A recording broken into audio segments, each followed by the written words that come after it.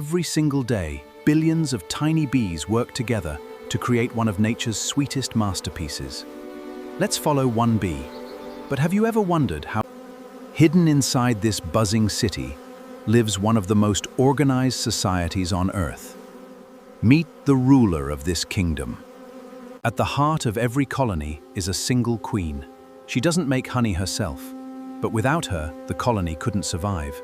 The real workers are about to begin.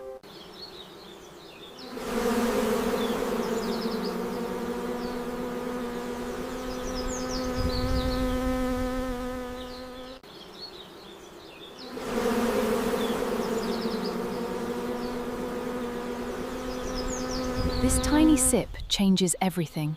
With a specialized tongue called a proboscis, the bee drinks nectar and stores it inside a separate honey stomach. But this isn't honey yet. During the flight home, natural enzymes inside the bee begin transforming nectar into the first stage of honey. The real transformation starts now. Worker bees pass nectar mouth to mouth, improving quality. This teamwork is astonishing. Once processed, the liquid nectar is carefully placed into wax cells, where another important stage begins.